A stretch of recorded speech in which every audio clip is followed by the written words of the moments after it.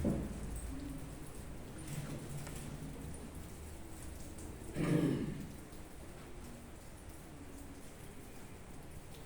kita akan mulai ibadah kita pada pagi ini, Minggu 24 Juli 2022. Saya akan menyapa kita sebelum kita melanjutkan ibadah kita. Shalom Bapak Ibu, saudara-saudara yang terkasih. Shalom. Shalom. Shalom. Selamat pagi buat kita semua. Selamat pagi. Kita bersyukur ya pagi hari ini Tuhan boleh hantarkan kita. Ya, sekalipun pagi ini memang cuacanya agak mendung dari tadi pagi. Ya, tapi kita bersyukur ya, setelah kita sampai di sini Tuhan izinkan juga hujannya turun ya. Ya, bukan berarti kita senang saudara kita yang lain belum tiba, ya, mereka kena hujan. Tidak begitu juga maksudnya ya. Kita tetap berharap supaya teman-teman kita yang lain yang mungkin masih dalam perjalanan menuju ke tempat ini boleh Tuhan antarkan juga mereka, sehingga pagi hari ini kita bersama-sama lagi mengkhususkan waktu ini untuk datang beribadah kepada Tuhan. Ya, Tuhan yang telah memanggil kita ya untuk bisa bersama-sama secara persekutuan jemaat Tuhan di posisi skala ini. Ya, kita bersyukur sepanjang minggu ini Tuhan sudah tolong dalam segala kegiatan, segala pekerjaan, pelayanan yang Tuhan izinkan boleh kita kerjakan. Nah, kita bersyukur untuk kekuatan, untuk berkat jasmani dan rohani yang Tuhan juga cukupkan bagi setiap kita. Oleh karena itu pagi hari ini ketika Tuhan membawa kita datang ke rumah Tuhan ini, mari kita persiapkan hati, pikiran kita, tubuh, roh dan jiwa kita untuk beribadah kepada Tuhan, sehingga sekali lagi ibadah yang kita kerjakan ini boleh berkenan kepada Tuhan. Tuhan disenangkan dan kita juga beroleh sukacita dan berkat yang datang daripada Tuhan. Untuk memulai ibadah kita, saya akan bacakan untuk kita bagian firman Tuhan sebagai panggilan beribadah dari Efesus pasal 3 ayat 18 sampai 19.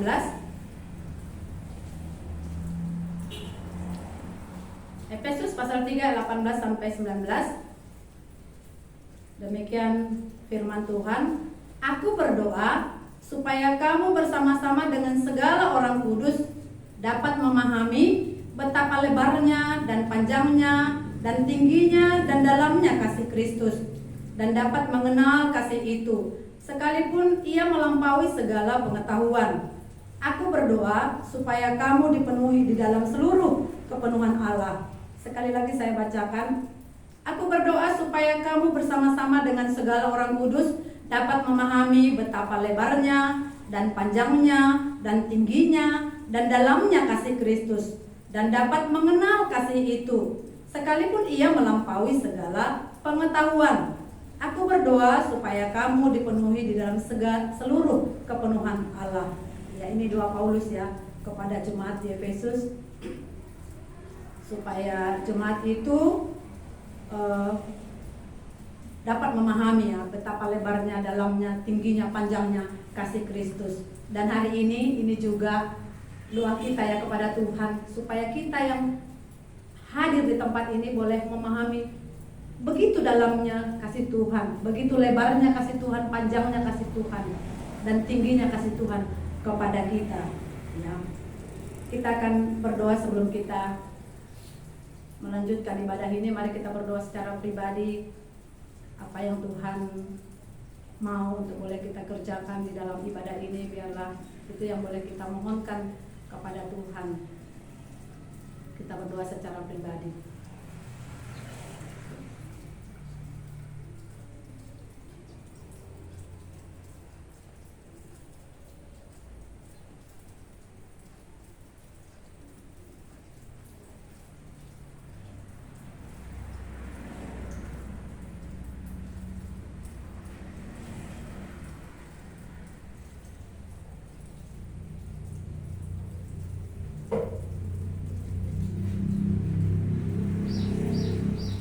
Amin. Kita akan angkatkan pujian kita kepada Tuhan. Mari kita buka buku lagu kita dari lagu pujian 395. Satukanlah hati kami untuk memuji dan menyembah.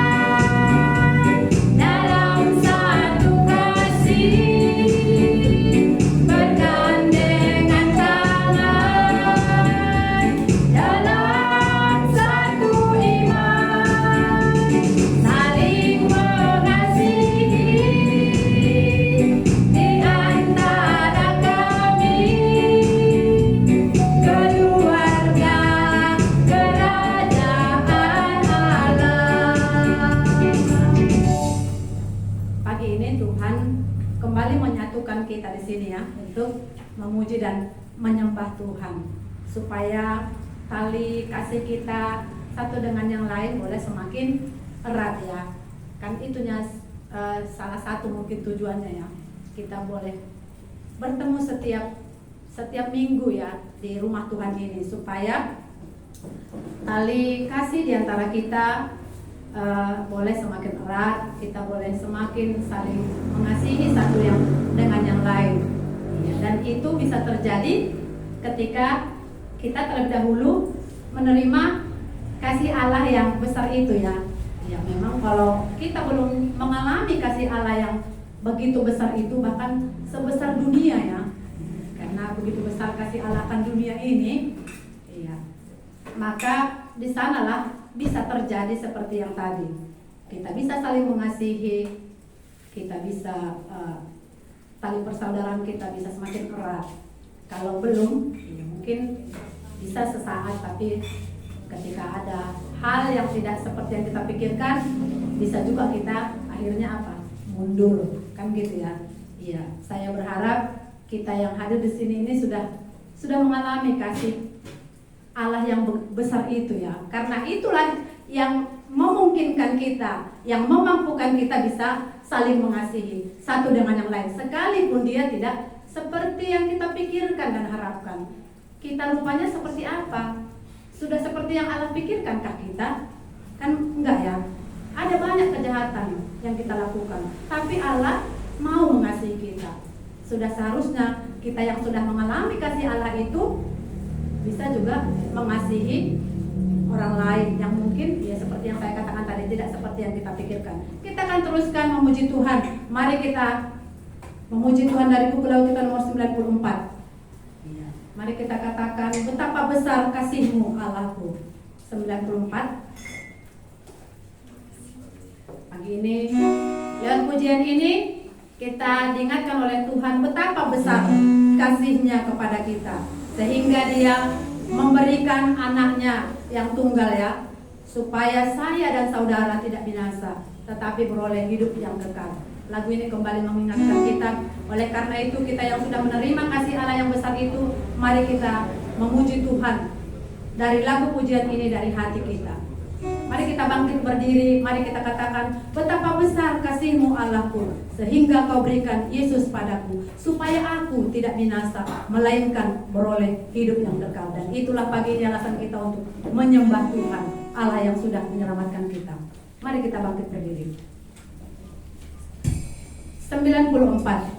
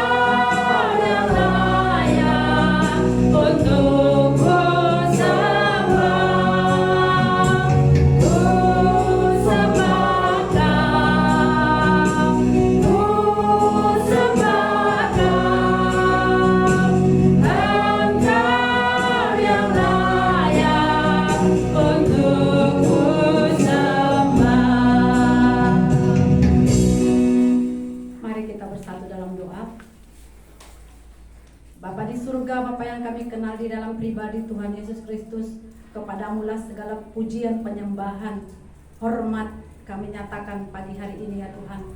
Oleh karena kasih-Mu yang besar yang sudah Tuhan nyatakan bagi setiap kami yang percaya kepadamu.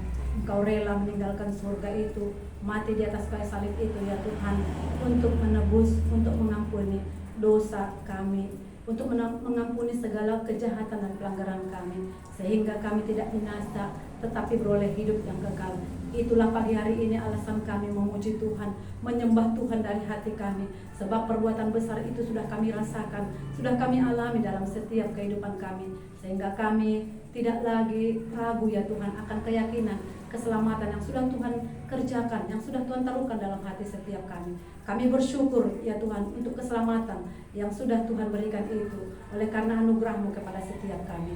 Terima kasih ya Tuhan, dan pagi hari ini juga kami secara bersama datang kepada Tuhan, bersyukur untuk kesempatan di mana kami boleh bersama-sama lagi di rumah-Mu ini ya Tuhan, untuk bersama memuji dan menyembah Tuhan, meninggikan dan memuliakan nama Tuhan, karena itulah yang Tuhan kehendaki bagi setiap kami. Ketika pagi hari ini Tuhan boleh memanggil kami, oleh karena itu Tuhanlah kiranya yang menolong kami, memberikan kepada kami kekuatan ya Tuhan, supaya dengan segenap hati, dengan segenap jiwa, dengan segenap kekuatan, dengan segenap akal budi kami boleh sungguh-sungguh datang ke hadapan-Mu pagi hari ini, supaya pagi hari ini setiap hati kami boleh diberkati oleh Tuhan. Inilah kami yang sudah Tuhan hantarkan untuk datang ke rumah-Mu, untuk datang beribadah di hadapan-Mu pagi hari ini. Kenyangkan kami ya Tuhan dengan perkataan-Mu, karena itulah yang menjadi kekuatan bagi kami, pelita bagi kami ya Tuhan, untuk menjalani hari-hari yang Tuhan berikan kepada kami di sini. Kami sungguh menyerahkan setiap kami kepada Tuhan. Kami juga berdoa untuk setiap anak-anak-Mu yang mengambil bagian. Tuhan yang menolong semuanya, Tuhan yang memakai dalam bagian apapun Tuhan mempercayakannya ya Tuhan, supaya semuanya boleh dipakai, boleh diberikan untuk kemuliaan bagi nama Tuhan saja. Berkati cara khusus hamba-Mu yang akan menyampaikan perkataan Tuhan juga yang menolong dia, supaya apa yang Tuhan mau nyatakan lewat dia kepada kami ya Tuhan, pagi hari ini boleh dia nyatakan, oleh karena Tuhan yang terlebih dahulu menaruhkannya dalam mulut bibirnya ya Tuhan. Ini doa kami kepada Tuhan, kiranya Tuhan yang memperlayakkan dia, bahkan setiap kami yang mengambil bagian, Tuhan yang melayakkan kami. Untuk anak-anak juga yang belajar di belakang, kami menyerahkan mereka juga kepada Tuhan, supaya setiap anak-anak kami juga boleh dengan tenang teduh pagi hari ini boleh mendengarkan firman Tuhan. Berkati setiap guru-guru sekolah minggu yang mengajar, kiranya dengan hikmat, wibawa dan kuasa yang daripada Tuhan, mereka juga boleh menyatakan firman-Mu bagi anak-anak ini. Itu kami juga doakan untuk saudara kami yang belum sampai tempat ini, kalau mereka masih dalam perjalanan, Tuhan hantarkan mereka, tibakan mereka tempat ini dalam keadaan baik, supaya bersama-sama kami pagi hari ini boleh beribadah kepada Tuhan. Terpuji Engkau Tuhan Yesus Allah kami, Allah yang sudah mendengar doa kami. Dalam nama Yesus kami datang berdoa dan bersyukur pagi ini. Amin. Silakan duduk kembali.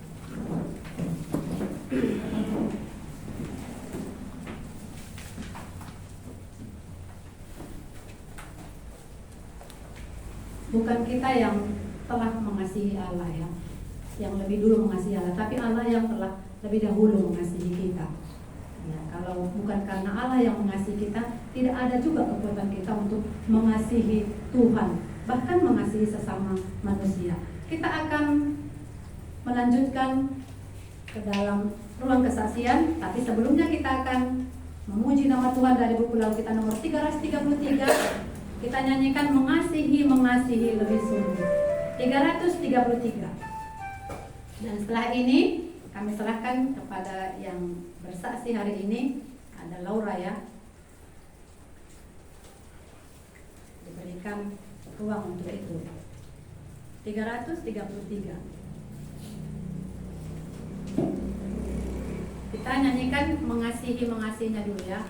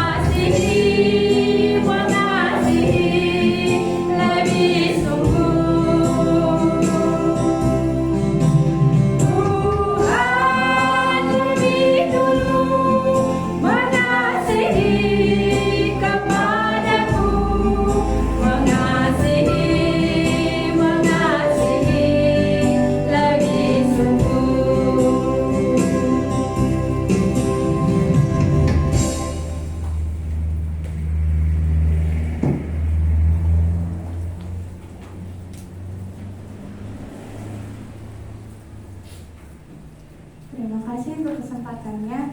Di sini saya akan menceritakan bagaimana hidup saya sebelum dan sesudah mengenal Tuhan Yesus.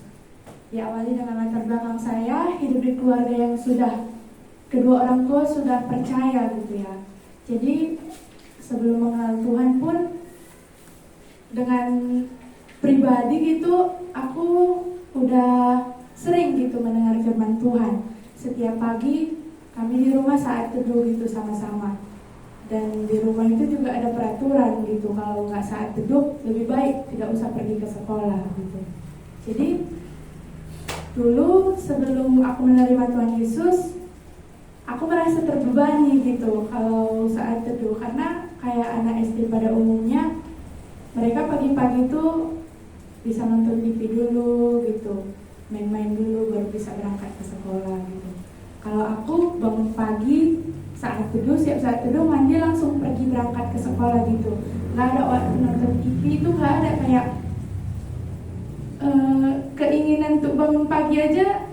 Itu kadang udah merasa tertekan gitu, harus bangun pagi setiap hari karena mau saat teduh gitu sama-sama. Dan sebelum saat teduh sama-sama, kami harus Bible reading dulu gitu masing-masing.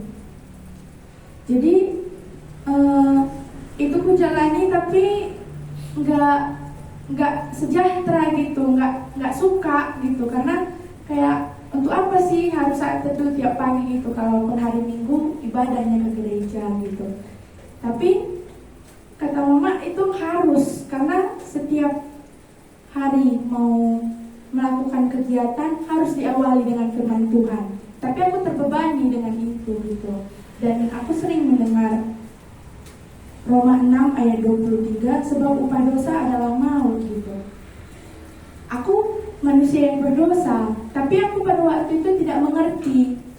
Aku kalau dipanggil Tuhan akan kemana, aku kalau berbuat dosa akan bagaimana gitu. Karena waktu itu aku memang merasa saat teduh itu beban sama aku gitu. Jadi kelas 4 akhir di sekolah, Laura pernah mengalami pembulian. Pembulian ini terjadi karena aku mengatakan kebenaran. Jadi waktu itu kami ada ulangan sebelum sekolah, sebelum pulang sekolah kami ada ulangan. Terus karena piket gitu, nggak semua murid pulang gitu. Jadi hanya ada beberapa murid yang pulang, yang piket kebersihan nggak pulang dulu gitu. Cuman karena yang piket kebersihan itu murid, guru kami duluan gitu keluar. Karena guru kami duluan keluar, kertas ulangan itu tadi nggak dibawa sama guru kami karena jam 2 mulai les lagi gitu kan. Jadi yang nggak piket ini, yang piket tetaplah di kelas gitu. Dan waktu itu aku piket, jadi aku nggak langsung pulang karena harus bersihkan kelas juga. Jadi beberapa teman-teman ada keinginan karena kertas ulangan itu ditaruh di kelas, mereka punya keinginan untuk ganti jawaban mereka yang salah gitu. Dan aku mengingatkan, pada waktu itu aku belum menerima Tuhan Yesus, tapi karena setiap hari sudah mendengar firman, aku tahu dosa itu Tuhan gak suka gitu. Jadi aku mengingatkan mereka kalau itu dosa, karena mereka seperti mencuri gitu ya. Karena kalau mereka mengganti jawaban itu tadi udah bukan hasil dari yang mereka kerjakan awal. Jadi mereka gak terima gitu dengan ucapanku. Jadi aku dibilang sok suci, sok hidup dalam firman Tuhan. Di situ dari kelas 4 akhir sampai kelas 6 awal, pembulian itu tidak berhenti gitu. Setiap hari aku selalu gitu dengar ejekan mereka gitu. Ada ketakutan untuk pergi ke sekolah setiap hari. Bahkan tentang pembulian ini aku juga gak cerita gitu sama mama sama bapak. Aku cerita sama mama setelah udah damai sama teman-teman itu di kelas 6 akhir. Selama 2 tahun aku alami pembulian yang aku rasa itu berat gitu ya. Gak tahu sampai sekarang mungkin pengaruh, kayak kalau orang ngomong gak sesuai dengan hatiku,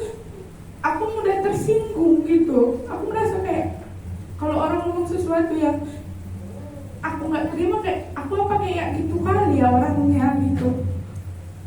Jadi orang yang berperan gitu, tapi nggak mau membantah gitu, lebih baik ke kayak nangis gitu.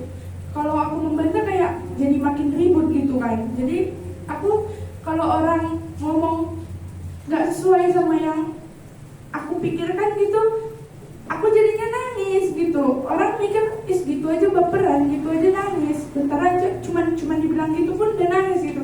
Tapi nggak tahu itu kayak menyakitkan hati gitu kan. Jadi kelas 4 akhir itu tahun 2015 aku ikut SIM di gereja.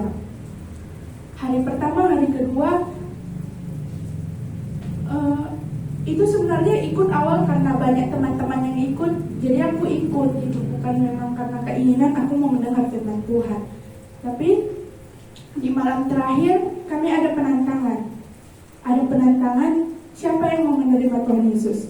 Di situ ketakutanku makin besar gitu ya. Kayak mana ketika aku mati, kalau aku dipanggil Tuhan aku pergi kemana? Aku merasa nggak berharga, aku merasa nggak ada orang-orang yang menghargai aku merasa nggak ada teman cerita, aku merasa nggak ada orang yang bisa menguatkan aku. Jadi akhirnya malam terakhir itu aku memutuskan untuk menerima Tuhan Yesus sebagai Tuhan dan Juru Selamatku. Waktu itu aku dibimbing sama di Ulin.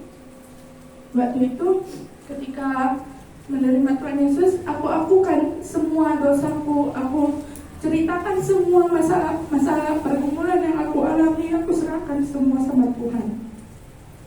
Ayat yang membuat aku yakin menerima Tuhan Yesus itu dari Yohanes 14 ayat 6. Kata Yesus kepadanya, akulah jalan dan kebenaran dan hidup, tidak ada seorang pun yang datang kepada Bapa kalau tidak melalui aku.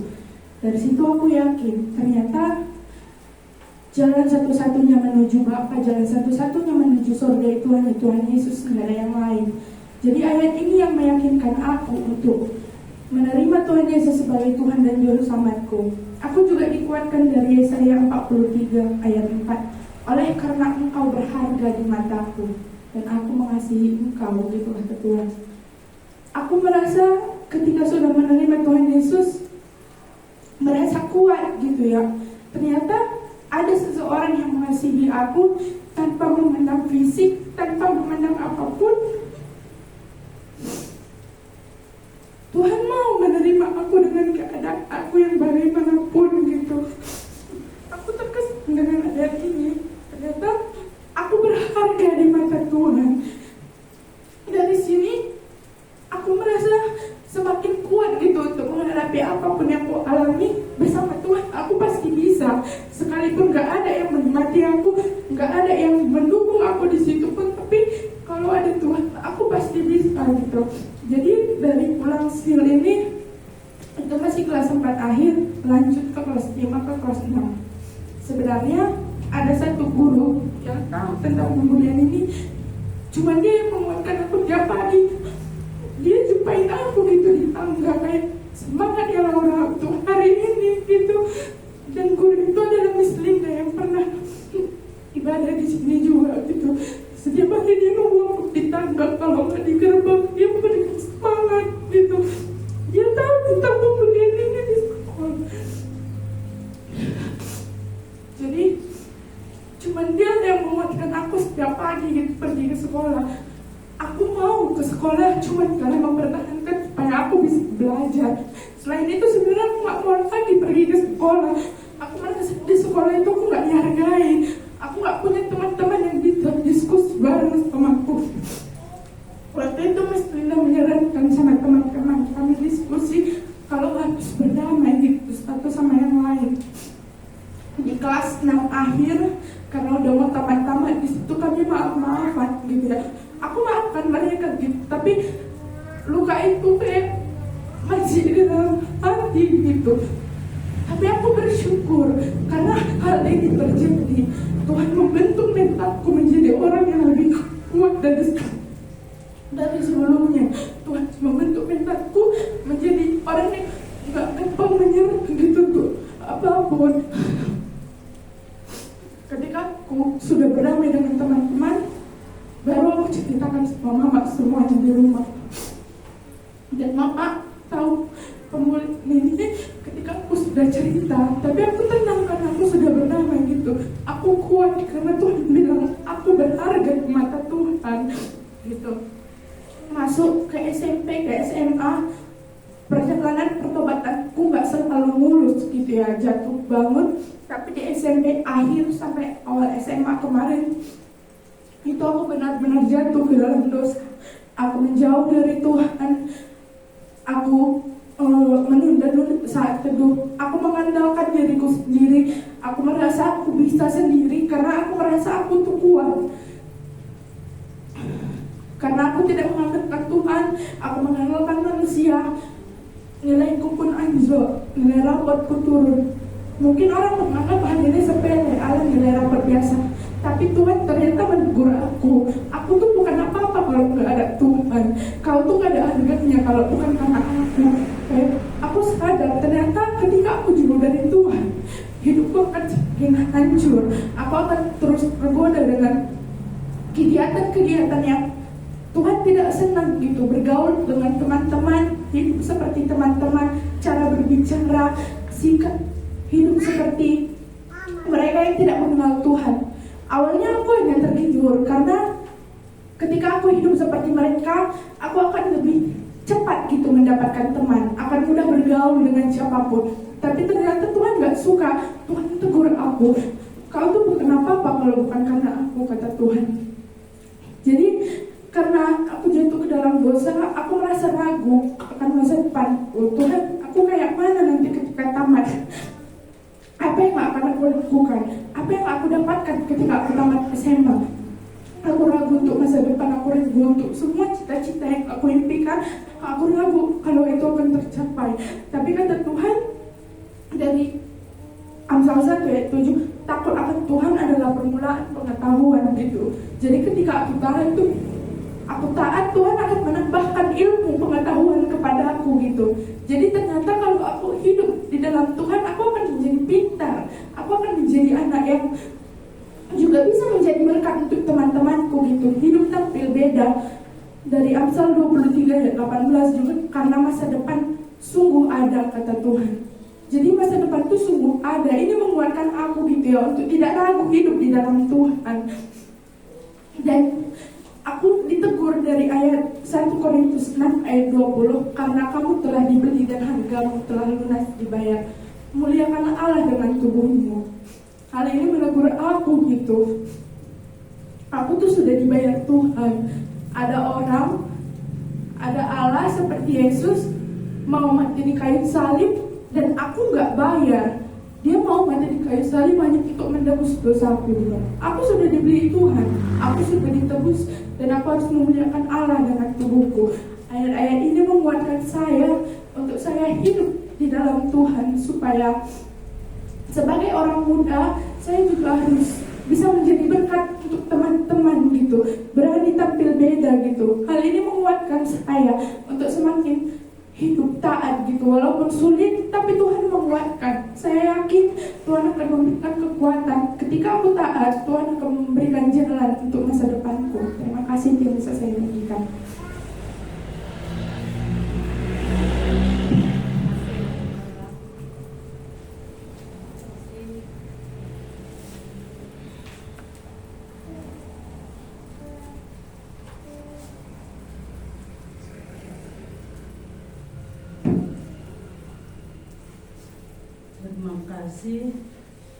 Terima kasih buat kami Laura ya. Ya, saya terharu sekali mendengar kesaksian dia, dan mungkin inilah awal dari perjalanan iman kamu bersama Tuhan. Di sini saya akan membagikan juga, saya akan kesaksian saya pernah gagal total. Saya pernah mungkin nggak sampai dilempar Tuhan, enggak, tapi sudah nggak tergeletak gitulah. Tapi di dalam hati saya itu sudah fatal gitu. Saya teringat akan firman Tuhan yang diberikan kepada Adam dan Hawa. Adam dan Hawa itu adalah manusia pertama dan ditentukan Allah dia di Taman Eden. Jadi kan ini Adam ya, Adam yang dibawa Tuhan, dibentuk, ditentukan dia mengelola Taman Eden itu. Itulah Tuhan maunya gitu, mengelola dan menentukan taat kepada Tuhan. Iya, saya begini, saya berdoa, Tuhan bawalah aku kepada orang yang bisa membawa aku hidup dekat kepada Tuhan dan taat kepada Tuhan. Akhirnya singkat ceritanya saya dibawa, ditaruh, ditempatkan di Langkat ini. Tuhan paksa dengan ya, Tuhan bukan memaksa, tapi dengan rela aku menyerahkan aku ke Langkat ini gitu. Entah apa tujuan Tuhan pun aku nggak tahu. Tapi seiring waktu saya melahirkan anak pertama saya, Yose ya, saya memuji Tuhan dan Tuhan melihat kebanggaan saya itu adalah kesombongan di hadapannya. Itu dia memang gak suka. Kalau Laura bilang takut akan Tuhan, iya. Takut itu artinya gak ada ya. Takut bukan menjauh. Kalau ada Tuhan kita lari, bukan. Artinya kita takut menjalani dosa gitu. Dan saya juga awalnya saya melahirkan yang kedua anak saya itu, saya berpikir saya nggak ditentukan Tuhan di Langkat ini. Saya akan lari karena aku mendambakan gak seperti ini sosok anakku gitu. Makanya saya pergi dan Pak Abel tahu itu sejarahnya, dan dialah yang menami-nami bersama hamba Tuhan di sini, menami-nami kami gitu. Karena kami udah ribut gitu, sama-sama gak taat.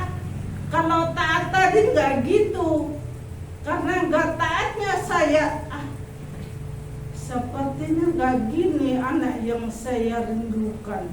Kenapa Tuhan beri dulu aku pengalaman rohani itu menyenangkan hatiku. Kalau sekarang kurasa aduh Tuhan, enggak lah. Akhirnya aku nggak taat, seperti Hawa itu memakan dibujuk rayu oleh iblis itu. Begitulah aku nggak dibujuk iblis, tapi keinginan dagingku yang berkuasa pada saat itu. Lalu aku memutuskan untuk pergi dan kutinggalkanlah ini semua Tuhan di Langkat ini. Aku memang berpikiran nggak balik tempat orang tuaku, karena kalau ke tempat orang tuaku, jangankan dekat ya, dari jauh-jauh udah dibilang. Artinya pergi kau, jangan sampai kulihat. Nggak ada begini. Ya saya kalau melihat, mendengar kalau orang Batak itu, tapi firman Tuhan bilang juga, jangan kamu pergi lagi, jangan gitu membuat orang tua berdosa juga. Itu memang Tuhan larang keras. Akhirnya hari itu saya berpikir memang saya pergi Sudah saya pikir-pikir, air mata kalau dia pas 1 ember, kalau ditampung 1 ember. Tapi udahlah Tuhan, aku hari ini tidak lagi. Aku bilang Tuhan, aku gak sanggup untuk taat sama kau. Aku bilang begini. Tapi Tuhan beri, ini tanggung jawab loh. Tapi pada saat saya marah, Tuhan diam. Tuhan gak ngomong apa-apa, silakan kau katanya. Dah silakan berpikir-pikir, oh aku malam ini di sini, besok pagi aku akan ke sana. Sudah saya rancang itu jalan-jalan saya, menurut saya itu itulah jalan keluar. Tapi menurut Tuhan berbeda lagi. Makanya saya nggak tahu, saya dipulangkan kemari.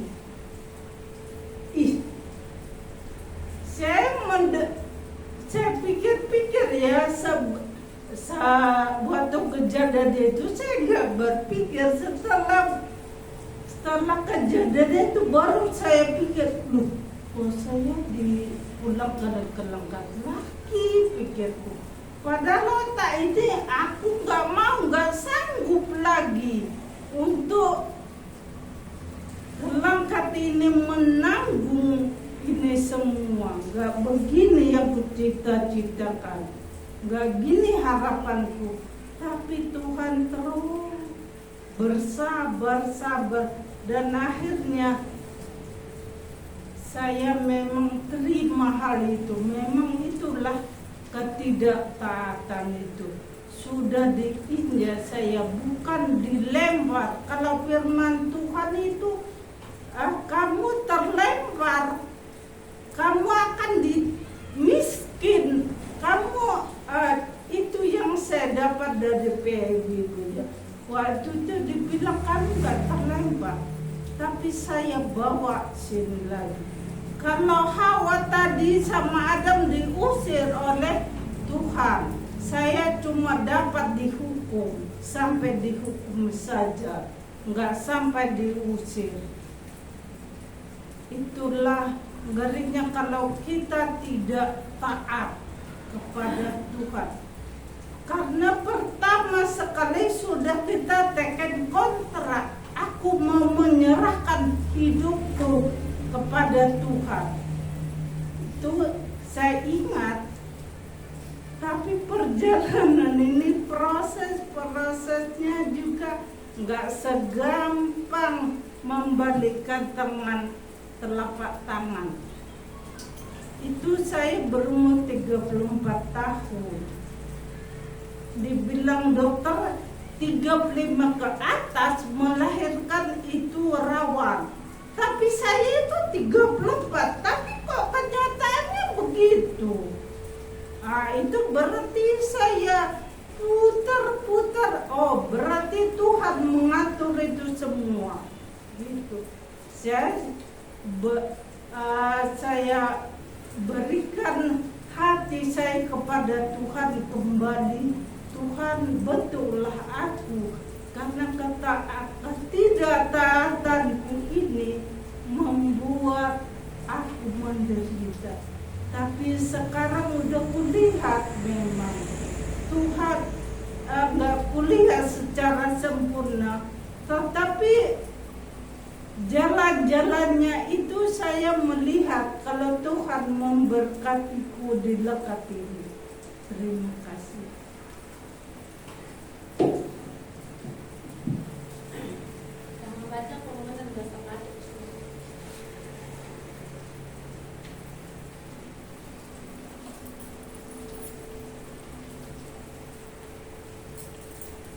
Baik, kita mendengarkan pengumuman. Mari kita bersama-sama membuka warta surat kita.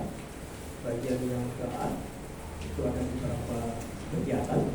Hari ini kita ada ibadah pengumpulan anak dan dewasa. Setelah itu nanti ada kelas kategorisasi dan bisa khusus dan anak. Kemudian pada hari Senin jam 19.30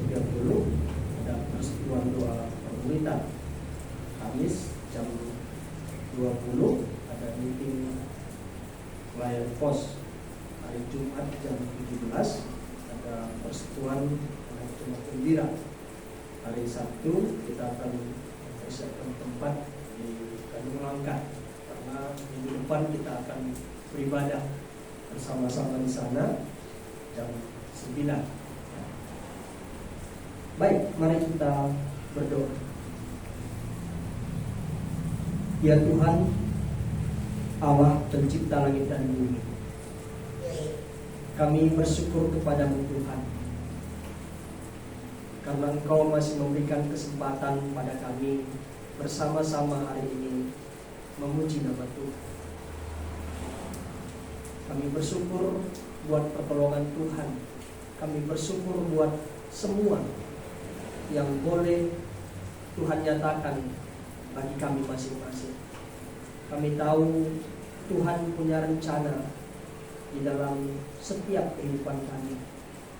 Ketika Tuhan masih mengizinkan kami hidup di dunia, itu artinya Tuhan mau supaya kami boleh menyenangkan hati Tuhan. Dan biarlah ibadah kami ini juga boleh menyenangkan hati Tuhan.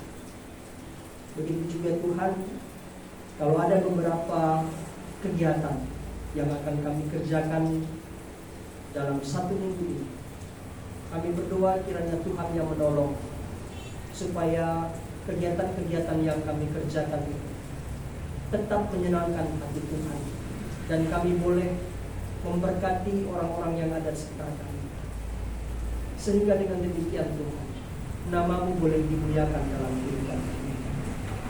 Ialah kami berdoa kalau nanti sore juga kami akan JR di Tanjung Langkat.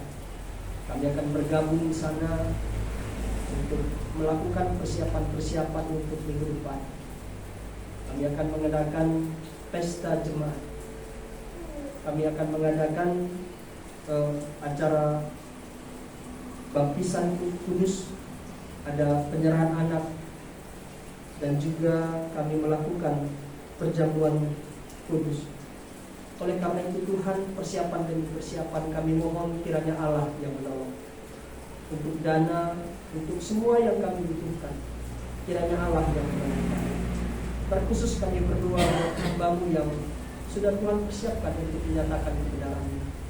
Engkau juga yang menolong dia untuk konsumsi, untuk transport, semuanya Tuhan. Terlebih-lebih juga buat cuaca. Kami berdoa kiranya Tuhan memberikan hal yang terbaik, supaya cuaca ini tidak menghalangi kami untuk boleh bersama-sama beribadah minggu depan. Terima kasih buat semuanya Allah. Kami percaya jika Tuhan beserta kami, tidak ada yang tidak mungkin kami kerjakan. Oleh sebab itu kami menyerahkan semuanya ke dalam tangan Tuhan. Dialah Allah yang boleh melakukan segala sesuatu yang boleh kami kerjakan menurut kehendak Tuhan. Kami akan melanjutkan ibadah ini. Kiranya Tuhan Yesus yang menolong kami sehingga kami boleh tetap memuliakan Tuhan dalam hidup kami. Terpuji terpuji Engkau ya Allah. Dalam nama Tuhan Yesus kami berdoa dan mengucap syukur. Amin.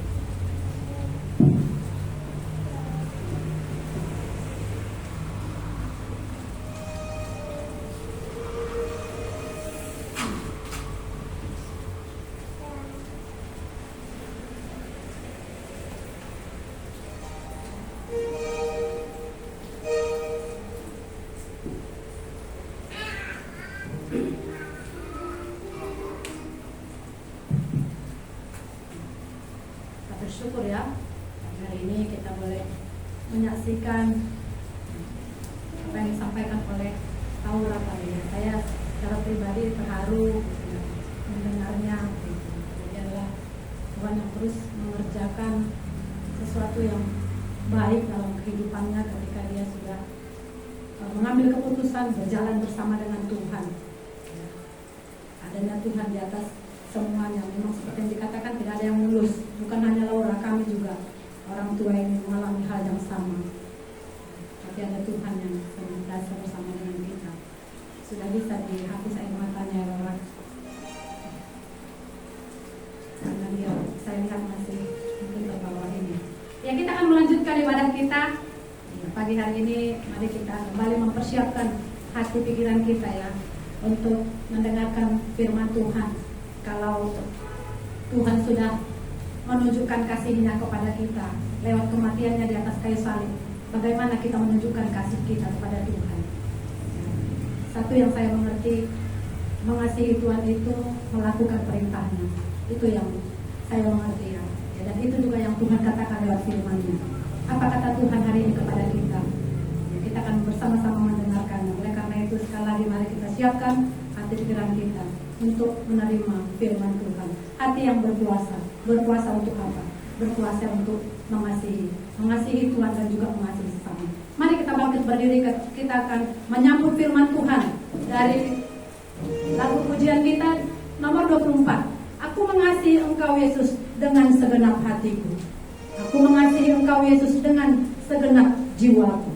Ya, biarlah ini yang menjadi doa kita di hadapan Tuhan, dan biarlah ini juga yang jadi dalam kehidupan kita. Kita memegang perintah Tuhan dan melakukannya. Karena itulah bukti kita mengasihi Tuhan. Kita akan nyanyikan pujian ini, dan setelah pujian ini kami serahkan kepada Bapak Abel untuk menyampaikan firman Tuhan. Nomor 24.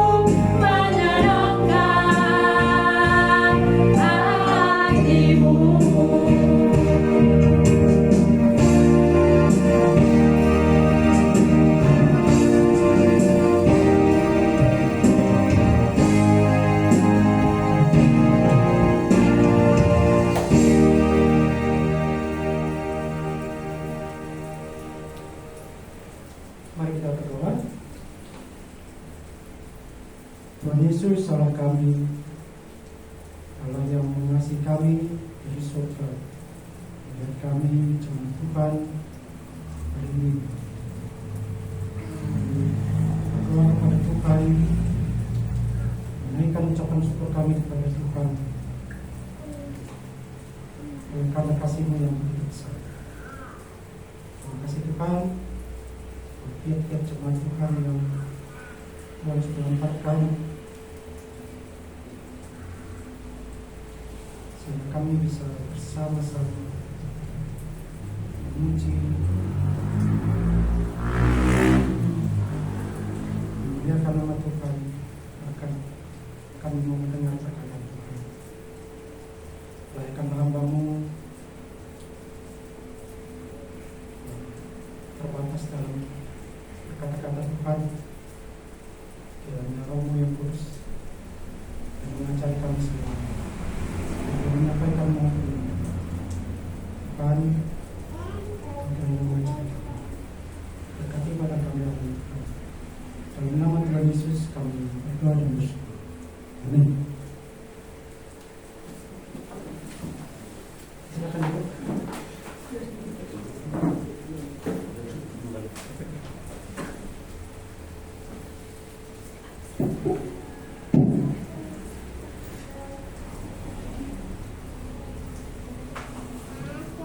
Baik, salam bagi kita semua.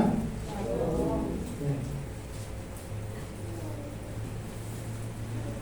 Jika kita berbicara tentang kasih sesuai tema kita yang ada di Warta,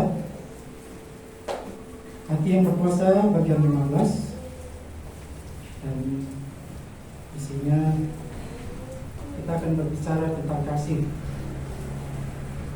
Ya, kalau berbicara tentang kasih itu berhubungan dengan hati ya. Dan kalau mengingat kasih Allah yang besar, itu membangkitkan memori di mana Tuhan dahulu memanggil kita masing-masing, terutama saya. Ya, saya akan mencoba untuk berbicara tentang tema kita hari ini.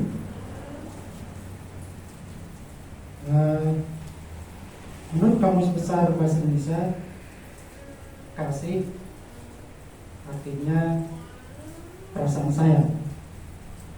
Ya, mungkin kita sudah tahu. Dari situ saya coba simpulkan bahwa dunia ini memahami kasih itu, khususnya di negara kita, dengan mengatakan perasaan. Jadi kasih itu bergantung kepada perasaannya atau rasa. Ya, kalau si A bagus, kita akan merasakan kasihnya. Kalau dia tidak baik, akan tidak merasakan kasihnya. Tapi berbeda dengan firman Tuhan.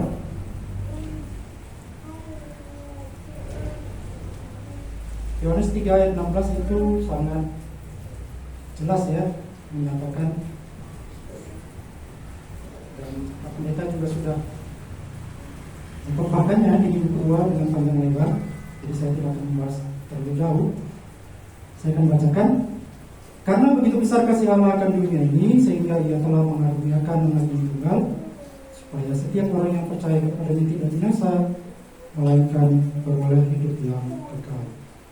Jadi karena begitu besar kasih Allah,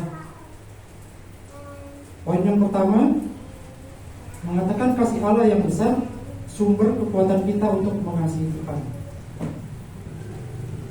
Kira-kira kita bisa mengerti gak kalimat ini? Kasih Allah sebagai sumber kekuatan kita untuk mengasihi Allah. Allah adalah sumber kasih. Kira-kira bagaimana pengertiannya? Bisa mengerti ya? Kemarin Pak Pendeta di meeting mengatakan ilustrasi tentang orang tua yang memberi uang. Jumlahnya sekian. Saya sederhanakan. Bagaimana kalau saya sebut Allah itu sebagai sumber uang misalnya. Dan Allah memberi uang kepada kita. Tentu kita akan punya uang. Jadi Allah punya kasih. Allah itu kasih. Dia tunjukkan kasihnya kepada kita, dia berikan kasihnya. Otomatis kita punya kasih. Bisa paham ya? Nah itu saya coba. Ya. Jadi kasih Allah yang besar sumber kekuatan kita untuk dapat mengasihi Tuhan dan sesama. Jadi ketika Allah menunjukkan kasihnya yang besar, itu sering disebut sebagai sebab, ya. Dan supaya setiap orang yang percaya kepadanya itu sebagai syarat, dan orang percaya itu beroleh kehidupan itu disebut sebagai akibat. Jadi bukan mengalami kematian, tapi justru memiliki kehidupan. Jadi kasih Allah yang besar itu sebagai kekuatan orang-orang yang percaya kepada Tuhan. Ya, sejarah mencatat, saya coba selidiki Paulus. Ya, itu tokoh, salah satu tokoh ya besar, dan dia mencatat 14 kitab, dan semuanya terangkum dalam Alkitab kita. Dari seorang yang sangat kejam, bisa kita bilang kejam ya, bengis. Dia memburu orang-orang yang percaya kepada Tuhan. Nah, kita mencatat dia pertama kali muncul di waktu Stefanus dilempari batu. Dia setuju Stefanus dihukum mati oleh karena perkataannya sama dengan apa yang Tuhan Yesus katakan waktu dia disidang. Terus ada penafsir mengatakan itu membangkitkan nama Allahnya, karena dia juga tahu sejarah Yesus. Dari situ dia meminta surat izin kepada imam-imam besar untuk dia punya kuasa, punya hak untuk membunuh setiap orang-orang percaya. Dalam perjalanannya ya, Tuhan menangkap dia ya. Kita tahu ceritanya, kita tahu sejarahnya. Jadi 1 menit awal dia ya berniat untuk membunuh orang-orang percaya, 1 menit ke depan dia berubah, berbalik 180 derajat dia. Kita mungkin bisa mengerti ini mungkin ya Tuhan punya rencana besar bagi dia dan kita melihat. Tapi apa yang membuat dia berubah 180 derajat? Hanya dengan pertemuan itu dia mendengar suara Yesus. Ya, yang kita mengerti Tuhan punya banyak cara untuk menyentuh hati tiap-tiap kita ya. Ya, kalau kita ditanya semua ini suruh bersaksi pasti saksinya berbeda-beda. Dan itulah yang mendasari Paulus untuk yang tadinya menentang ini menjadi mendukung pelayanan yang sudah Yesus mulai. Dari cerita tentang Paulus ini saya mengamati bagaimana kasihnya kepada Tuhan. Yang tadinya dia menentang, ini mendukung. Dan perjalanan imannya juga tidak mulus ya. Dia bolak-balik ke penjara. Bahkan saudara-saudara seiman pun yang tidak sepaham dengan dia, ya, timbul perbedaan. Tapi itu tidak menghalangi dia untuk percaya kepada Tuhan. Sampai perkataan yang paling terkenal adalah, bagiku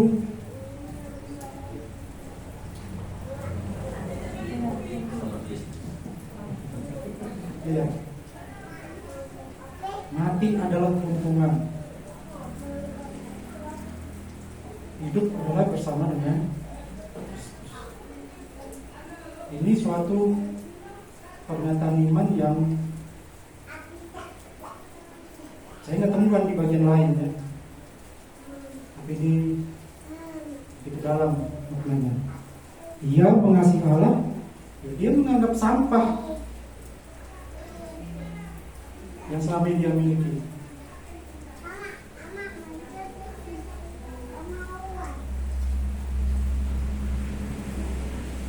Yesus juga pernah mengatakan, makananku ialah melakukan kehendak Bapa. Dia pernah dengar ya? Itu bagaimana kasih Yesus kepada Bapa. Paulus juga mengatakan begitu. Murid-murid dalam Markus ini juga nanti kita akan lihat ya, bagaimana mereka mencatat apa yang Tuhan Yesus katakan. Jadi kasih Allah yang besar itu menjadi sumber kekuatan menggerakkan Paulus untuk bisa melakukan banyak hal. Sampai akhir hidupnya ya dia mati dipenggal. Satu contoh lagi, ya saya coba cari sejarah, ya mungkin sudah pernah disampaikan di atas mimbar ya. Sejarah lagu Mengikut Yesus Putusanku, mungkin kita sudah pernah dengar, pernah baca, ya.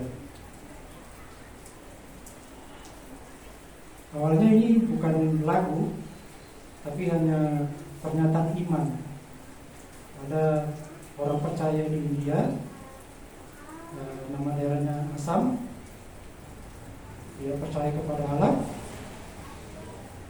Satu keluarganya dipercaya kepada Allah, dan satu kampungnya banyak menjadi percaya kepada Allah. Lalu kepala sukunya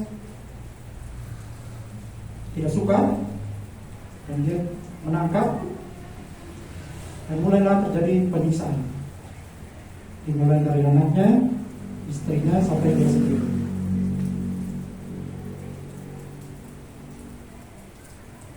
Tapi ketika itu diizinkan dialami, ya kalimat-kalimatnya itu begitu menyentuh ya. Dan akhirnya ada yang mengaransemen itu menjadi sebuah lagu.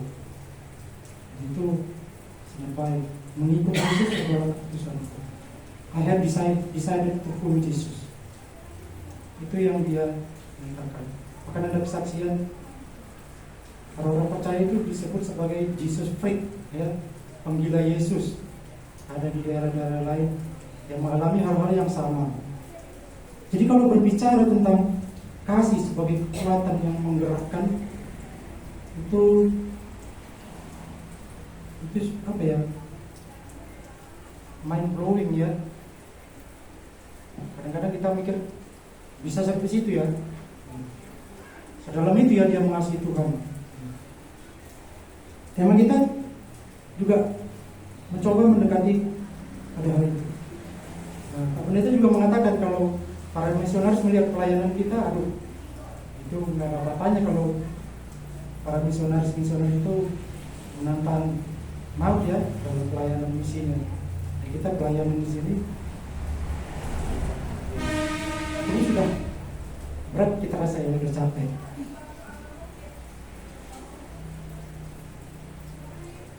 Apakah kita sudah mengalami kasih Allah yang besar ini? Paulus sudah mengalami kasih Allah. Karena dalam waktu sekejap dia berubah 180 derajat dan dia buktikan kasihnya sampai 301. Jika kita menerima Yesus, maka kita akan menerima kasih Allah yang besar. Bersama Yesus, kita dapat mengasihi dengan sungguh-sungguh. Marilah evaluasi diri kita sebesar apakah kasih kita hari ini. Ya, ada pertanyaan politik waktu kita meeting.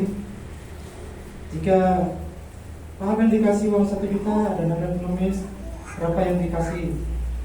Ya, saya jawab, kalau ada pengemis misi yang saya kasih uang yang paling kecil lah.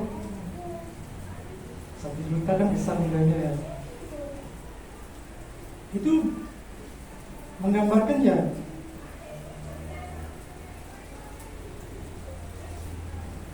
apa ya, kasih itu enggak disalurkan, jadi Tuhan nggak tambahin lagi. Tapi Paulus memberi teladan, dia all out ya, semuanya. Nggak ada lagi yang berharga di tubuh ini. Banyak firman Tuhan lah yang berharga yang dia miliki. Jadi kasih Allah itu menjadi motor penggerak ya untuk anak-anak Tuhan mengerjakan pelayanan tadi, kesaksian yang baik, itu permulaan yang baik ya untuk Laura. Ya, kita ini semua kalau ditanya pasti mengalami hal sama. Jadi setiap orang yang mengaku percaya itu mengalami hal yang sama. Paulus juga mengalami hal yang sama. Pemulihan yang dialami itu ekstrim. Tuhan Yesus sendiri juga sampai di sidang. Bahkan akhirnya dia mati di kayu salib.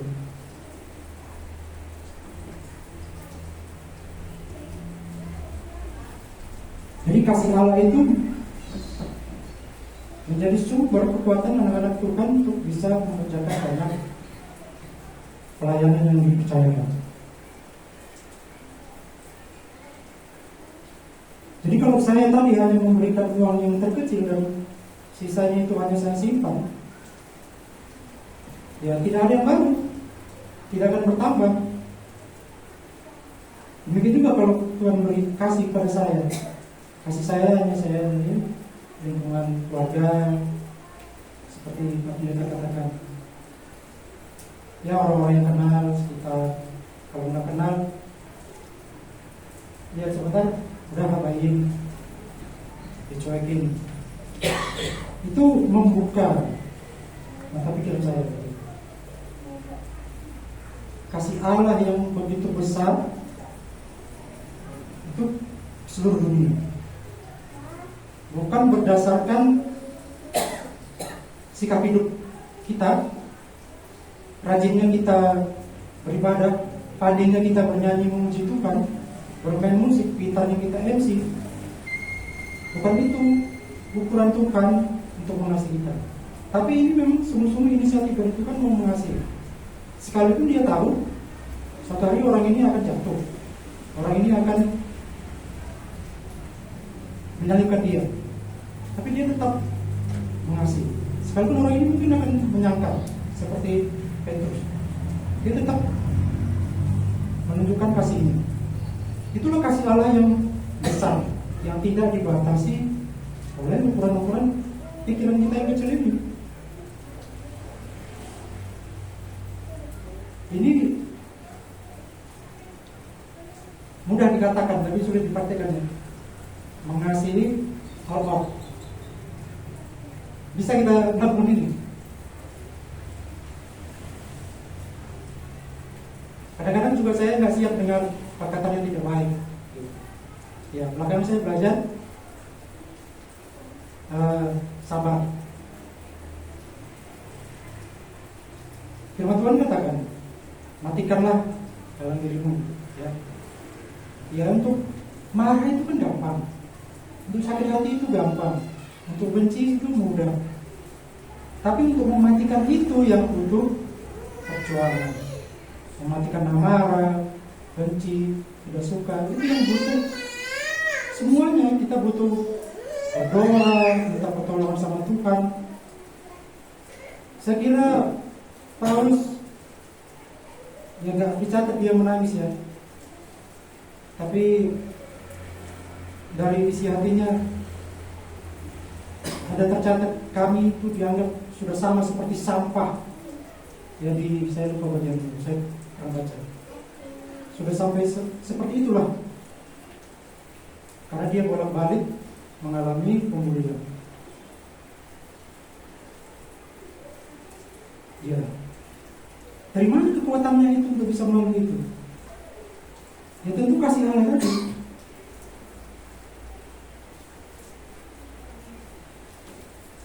Coba kita lihat pasal 14.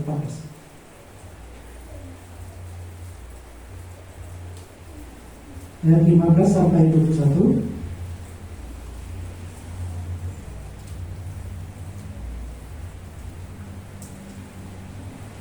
Saya akan bacakan. Jikalau kamu mengasihi aku, kamu akan menuruti segala perintahku. Aku akan minta kepada Bapa, dan Ia akan memberikan kepadamu seorang penolong yang lain, supaya Ia menyertai kamu selama-lamanya, yaitu Roh kebenaran. Dunia tidak dapat menerima Dia, sebab dunia tidak melihat Dia dan tidak mengenal Dia. Tetapi kamu mengenal Dia, sebab Ia menyertai kamu dan akan diam di dalam kamu. Aku tidak akan meninggalkan kamu sebagai yatim piatu. Aku datang kembali kepadamu. Tinggal sesaat lagi, dan dunia tidak akan melihat aku lagi, tetapi kamu melihat aku. Sebab aku hidup dan kamu pun akan hidup. Pada waktu itulah kamu akan tahu bahwa aku di dalam Bapa-Ku dan kamu di dalam aku. Dan aku di dalam kamu. Barang siapa memegang perintahku dan melakukannya, dialah yang mengasihi aku. Dan barang siapa mengasihi aku, ia akan dikasihi oleh Bapa-Ku. Dan aku pun akan mengasihi dia dan akan menyatakan diriku kepadanya. Ya, ini bagian sangat jelas ya. Barang siapa mengasihi aku, kamu akan menuruti segala perintahku. Barang siapa memegang perintahku dan melakukannya, dialah yang mengasihi aku, dan barang siapa mengasihi aku, ia akan dikasihi oleh Bapa-Ku. Dan aku pun akan mengasihi dia dan akan menyatakan diriku kepadanya, dan bukan menyatakan diriku kepadanya. Ya. Jadi bukan hanya Yesus saja yang mengasihi kita, tapi Bapa pun akan mengasihi kita. Jikalau kita mengasihi Yesus dengan menuruti segala perintahnya. Kita lihat lagi bagian Markus pasal 12 ayat 28 ayat 31.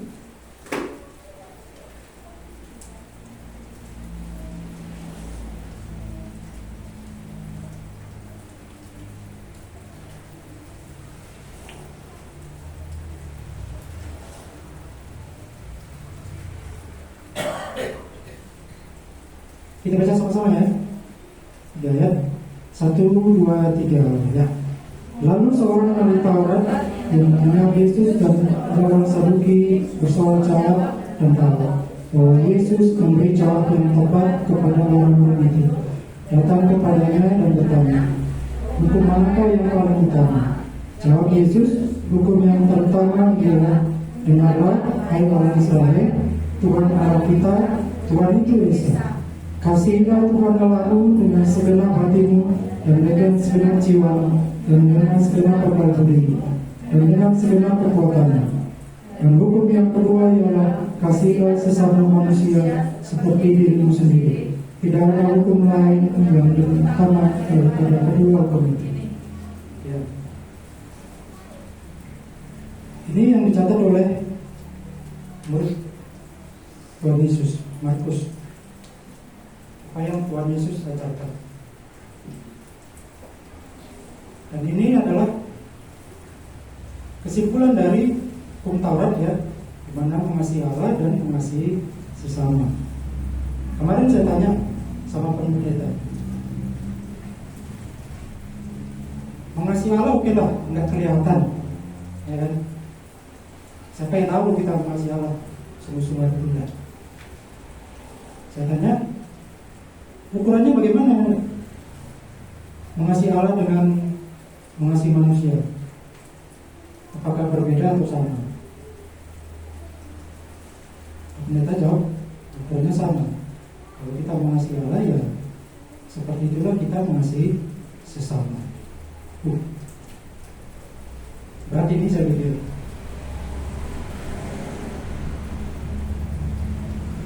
berat gak? Atau gampang? yang mengasihi orang yang baik sama kita gampang ya. Fakta menyatakan begitu.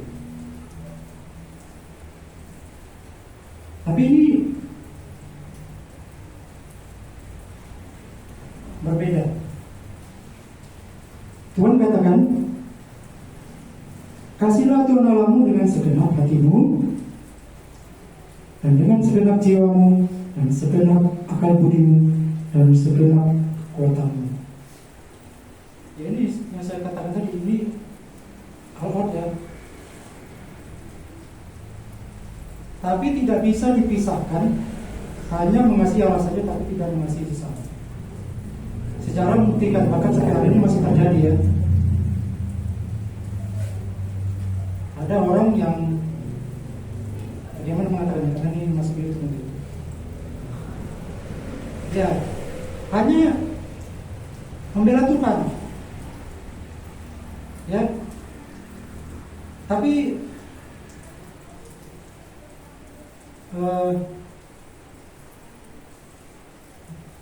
sesama itu tidak berharga. Jadi mereka, orang-orang yang punya pengertian seperti ini, merasa benar melakukan hal itu. Yang kedua, orang yang menggunakan ini sebagai tameng, ya, dengan mengatakan sebagai dia mengasihi Allah, dia menggunakan ini untuk memperkaya diri. Lalu yang ketiga adalah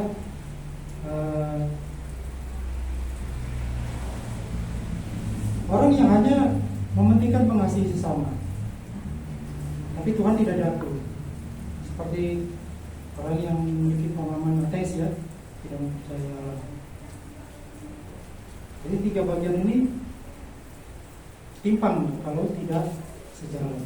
Sedangkan di sini Tuhan katakan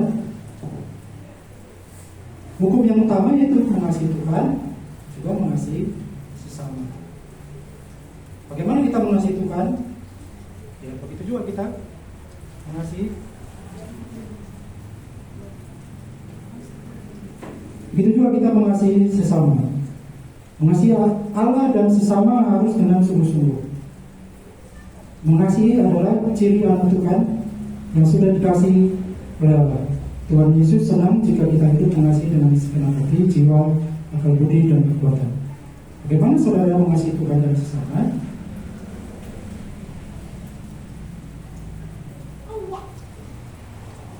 Mengasihi Tuhan dengan segenap hati. Kalau kamus KBBI mengatakan segenap itu dengan sepenuh hati, ya, seluruhnya, jiwa, akal budi, dan kekuatan. Bagaimana kita mengasihi?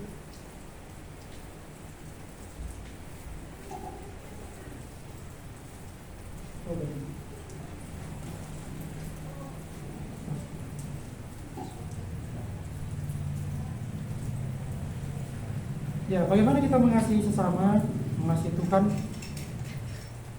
Ukurannya sama. Paulus sudah memberikan teladan. Tuhan Yesus juga sudah memberikan teladan. Yesus dengan mengatakan makananku adalah melakukan kehendak Bapa-Ku. Paulus mengatakan hidup bagiku adalah Yesus Kristus, mati adalah kemuliaan. Murid-murid menyatakan ini. Ya. Itu adalah pernyataan iman dan mereka sudah buktikan. Jadi kasih itu berbeda dengan yang diartikan menurut KBBI, ya, perasaan. Jadi kasih itu nggak bisa hanya sebatas perkataan. Kalau hanya sebatas perkataan itu menjadi teori. Tapi Yesus sudah membuktikan kasih itu harus action. Ya, kasih itu harus dikerjakan. Kita sudah melakukan pelayanan kasih panggilan yang baik untuk persekutuan kita yang kecil ini. Kita akan terus doakan itu supaya semakin banyak orang yang mengalami kasih Allah. Kan sama seperti Allah memberikan kasih-Nya, kita pun jadi menerima kasih. Kalau kita memberi kasih itu Allah kepada orang lain pun akan menerima kasih yang besar tadi. Prinsipnya seperti itu ya. Tapi kalau seperti yang saya katakan tadi, ya saya beri uang yang paling kecil. Kalau ada pengemis yang minta, ya dia pun akan, ya apa bedanya dengan orang-orang lain? Orang yang nggak percaya pun juga memberi begitu juga, kecil-kecil juga.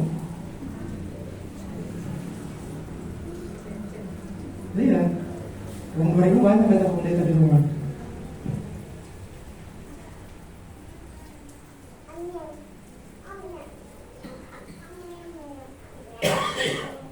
Paulus menunjukkan kasihnya kepada Allah dengan memberitakan Injil kemana-mana. Dia tulis banyak kitab. Orang-orang yang sudah dilayani pun dia tetap surati supaya mereka tidak lupa. Bagaimana artinya yang sungguh-sungguh mengasihi Allah, dan orang-orang yang sudah dilayani itu tetap mengasihi Allah. Bahkan Yesus juga begitu. Aku tidak akan membiarkan kamu meninggalkan kamu menjadi yatim piatu. Dia tetap pikirkan memberikan Roh Kudus menolong. Ini apa ya? Kasih yang berkesinambungan. Ada yang mengatakan nubuat akan berhenti, hikmat terbatas, tapi kasih Tuhan tidak berkesudahan. Ada yang mengatakan itu. Jadi kasih inilah yang terus menerus mau kita juga mengalir, tak berkesudahan. Saya ketika menyiapkan ini ya saya semakin mengerti mengasihi itu ternyata sangat dalam dan luas. Ya, banyak hal yang bisa dikerjakan untuk menunjukkan kasih. Yang selama ini ya saya abaikan. Dengan alasan ya bukan panggilan, saya bukan hamba full time misalnya. Ada yang full time ya silakan kerjakan pelayanannya. Kami ini hanya tim di balik layar. Itu alasan-alasannya klise yang sering saya pakai.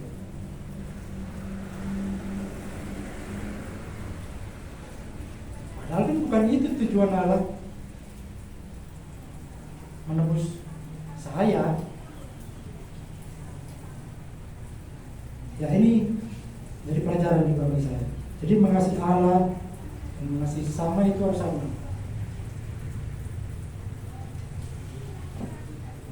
Dan harus dengan sungguh-sungguh. Ya, tadi pagi saya ada surprise. Ya, saya nggak tahu. Cuman saya akhirnya mengerti. Kalau yang namanya kasih itu direncanain rupanya. Ada yang merencanakan memberikan surprise ulang tahun. Ini sekalian promosi. Mari. Ya. Allah juga memilih kita kan untuk menunjukkan kasihnya sudah jauh-jauh hari ya direncanakan. Siapa-siapa aja orang nanti yang berangkat melayani. Ini orangnya sudah ditentukan. Saya kira juga ini baik ya. Kita pelayanan, kita planning, kita doakan, kita action. Jadi tidak seperti KBBI, hanya dirasa-rasa. Kalau orang itu baik, kita rasa dia baik, kita layani. Ya, tokoh-tokoh kita membuktikan kasihnya nggak sebatas itu. Mereka mengasihi ya all out. Kasihnya ya besar seperti Yesus itu. sampai nyawa pun tidak lebih penting daripada mengasihi Allah. Ya, jika kita disuruh menyangkali Yesus taruhan nyawa, seperti latar belakang sejarah mengikut Yesus berkesan. Saya kalau berkali-kali baca itu tetap berkesan dan menyentuh. Ya, pelayan di sini masih muda, capek-capek badan cuma tantangannya. Nggak ada yang se-ekstrem ini. Negara kita masih diberi kebebasan kita untuk bagian ketiga, bagaimana bentuk mengasihi Tuhan dan sesama. Kita lihat Yohanes 14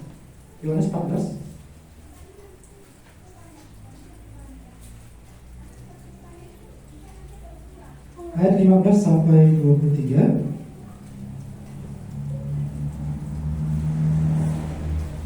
Kita baca sekali ya supaya jangan macet.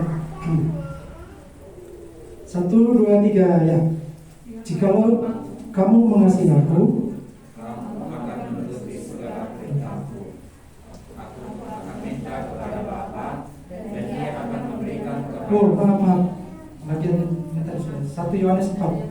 Ya.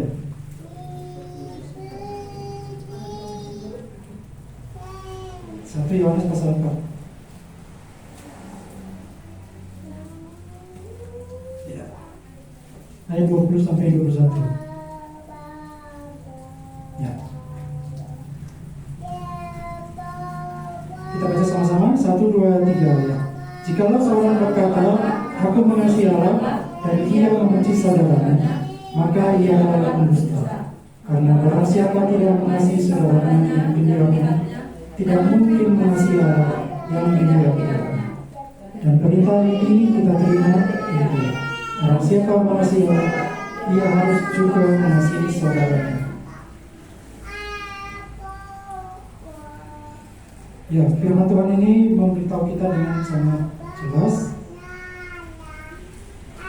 Jikalau seorang berkata aku mengasihi Allah dan ia membenci saudaranya, maka ia adalah pendusta. Ini kalimat yang keras ya, pendusta. Jadi bagaimana kalau ada orang yang menyakiti hati kita? Tetapkah kita mengasihi dia? Ya, harus. Tuhan Yesus sudah beri teladan.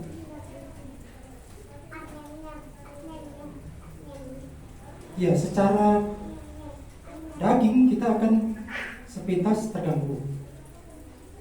Dan itu saya kira normal. Tapi kan kita punya Allah, punya Roh Kudus. Kita bisa berdoa ya, supaya itu nggak menjatuhkan kita. Jikalau seorang berkata aku mengasihi Allah dan ia membenci saudaranya, maka ia adalah pendusta. Karena barang siapa tidak mengasihi saudaranya yang dilihatnya, tidak mungkin mengasihi Allah yang tidak dilihatnya. Ya, kemarin ada yang bertanya, kata ini adalah standar yang sangat tinggi, ya, standar Allah.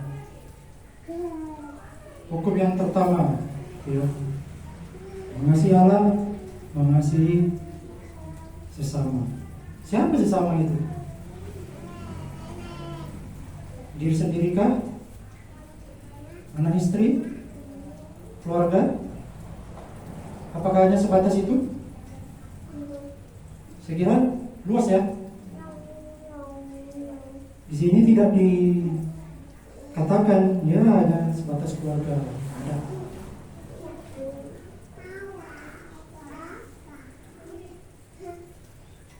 Jadi tidak mungkin orang mengaku mengasihi Allah tapi dia membenci saudaranya. Ini artinya apa ya? Perlu diuji kalau ada orang menyatakan mengasihi Allah tapi buahnya tidak sesuai.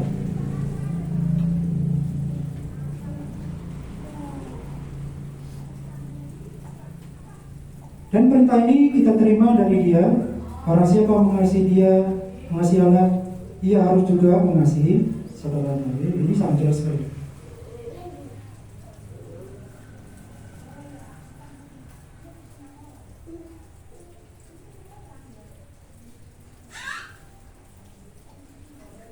Jadi jika orang tidak mengasihi orang yang kelihatan, ya berdasarkan firman Tuhan ini nggak bisa dipercaya ya kasihnya ya kepada Allah. Diragukan.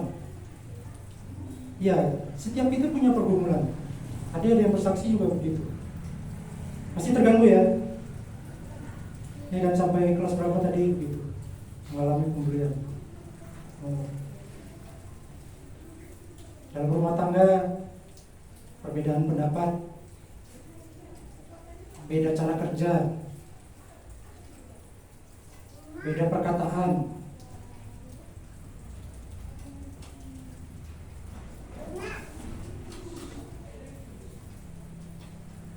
Dan ini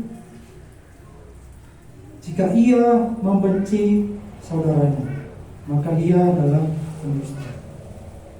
Karena barang siapa tidak mengasihi saudaranya yang dilihatnya, tidak mungkin mengasihi Allah yang dilihat. Kata tidak mungkin ini sesuatu yang absolut ya. Udah pasti itu tidak mungkin dia mengasihi Allah.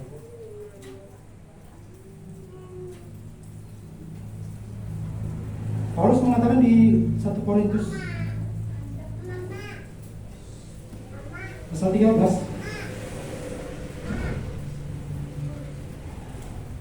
Saya akan coba.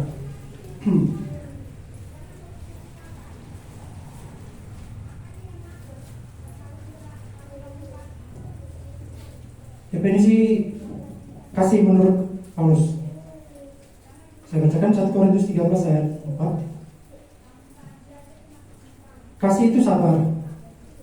Kasih itu murah hati. Ia tidak cemburu. Ia tidak memegahkan diri dan tidak sombong. Ia tidak melakukan yang tidak sopan dan tidak mencari keuntungan diri sendiri. Ia tidak pemarah dan tidak menyimpan kesalahan orang lain. Ia tidak bersukacita karena ketidakadilan, tetapi karena kebenaran. Ia menutupi segala sesuatu, percaya segala sesuatu, mengharapkan segala sesuatu, sabar menanggung segala sesuatu. Kasih tidak berkesudahan. Nubuat akan berakhir, bahasa roh akan berhenti, pengetahuan akan hilang. Beberapa dari sini. Ya ini. Jadi berbeda ya kasih menurut KBBI dan kasih menurut Alkitab. Paulus menuliskan ini ya dengan tentunya dengan tuntunan Roh Allah. Kasih itu sabar, kasih itu murah hati, ia tidak cemburu, ia tidak memegahkan diri dan tidak sombong. Saya kira Paulus sudah lulus dalam hal ini ya. Dia menyelesaikan pelayanan. Bagaimana dengan kita? Marilah kita saling mengasihi seperti Yesus mengasihi. Jadi kasih itu sabar. Ya, ruangan gak bersih ya sabar.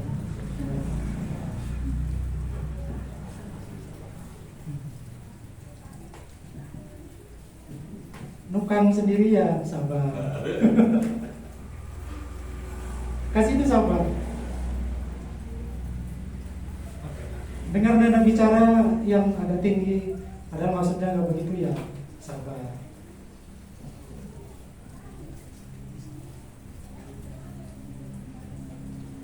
Rekan sekerja nggak sesuai yang kita pikirkan, gimana? Sabar.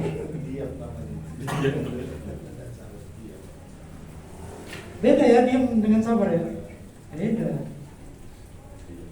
Dia kalau sabar hatinya nggak terganggu. Dia tetap memiliki kasih. Kita nggak tahu, mungkin ya mungkin teman kita sedang banyak pergumulan, kita nggak tahu kecuali ditanya. Kasih itu murah hati. Sudah murah hati?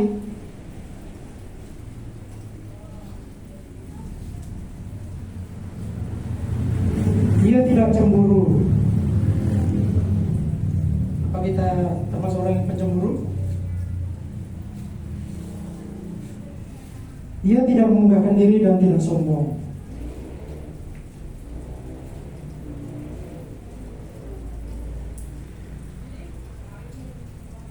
Bah, aku yang ngerjain itu, kalau enggak aku yang ngerjain, gak siap itu. Ya, ini mengunggahkan diri ya. Dan tidak sombong. Dia tidak melakukannya tidak sopan dan tidak mencari keuntungan diri sendiri. Dia tidak pemarah dan tidak menyimpan kesalahan orang lain. Ya, saya kira ini semuanya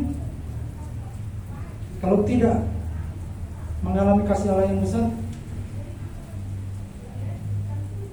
nggak mungkin bisa dikerjakan semuanya. Apalagi yang seperti yang saya katakan tadi, saya memberi hanya uang yang kecil.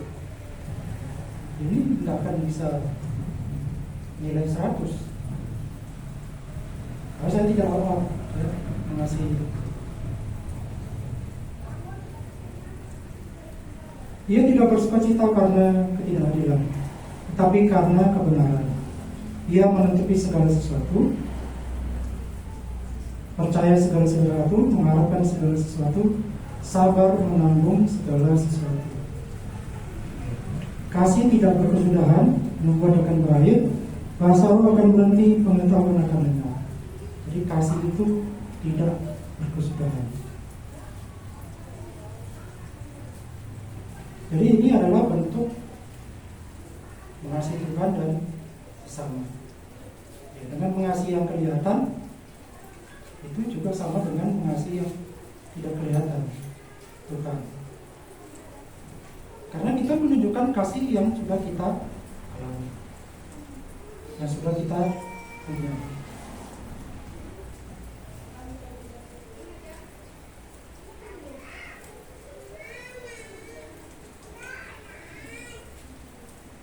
Dan ini menjadi kekuatan anak-anak Tuhan ya. Tuhan bukan saja menjanjikan roh penghibur, tapi juga dia akan meninggalkan damai sejahtera. Kalau kita baca ayat berikutnya di 1 Yohanes ini. Jadi setiap pekerjaan yang anak-anak Tuhan kerjakan itu kita memiliki damai sejahtera, sukacita yang menjadi motor penggerak anak-anak Tuhan. Seperti yang dikatakan di video yang dibagikan di grup,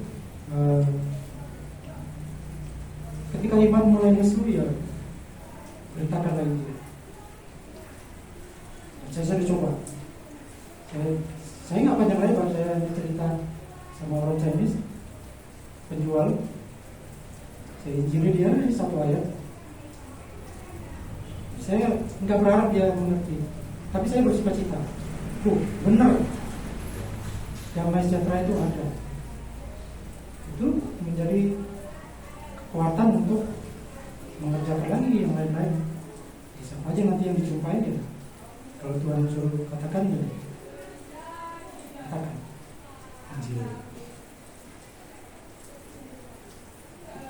Sekalipun ditolak, sabar.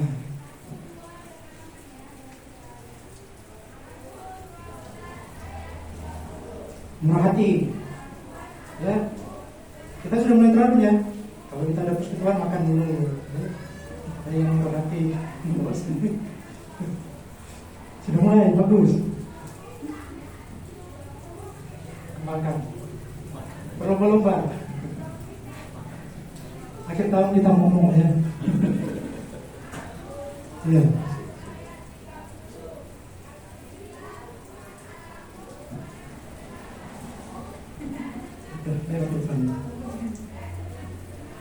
Ya baik, itu yang bisa saya sampaikan hari ini. Saya harap kita mengerti.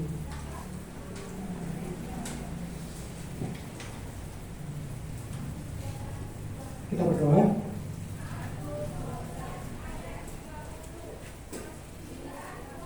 Tuhan, kami bersyukur buat kasih-Mu yang besar yang sudah kami alami, dan kami memiliki kasih yang sudah Allah berikan bagi kami. Tolong kami Tuhan supaya kasih itu tidak redup, tapi kami mengerjakan keselamatan kami dengan mengasihi Tuhan dan sesama. Karena itu adalah hukum yang paling utama seperti yang Tuhan ajarkan. Dan bersyukur bagi firman Tuhan hari ini, Tuhan yang meneruskannya pada tiap kami, supaya tidak ada di antara kami yang sia-sia beribadah dengan Tuhan. Terima kasih Tuhan bagi firman Tuhan. Sebentar kami pulang, kami menyerahkan perjalanan kami dalam tangan Tuhan. Tuhan kiranya yang melibatkan kami ke rumah masing-masing. Satu minggu ke depan kami mohon pimpinan Tuhan. Tiap-tiap hari kami hidup mengerjakan hukum yang pertama yang Tuhan sudah ajarkan bagi kami. Terima kasih Tuhan. Dalam nama Tuhan Yesus kami berdoa dan bersyukur. Kepada Allah dipuji.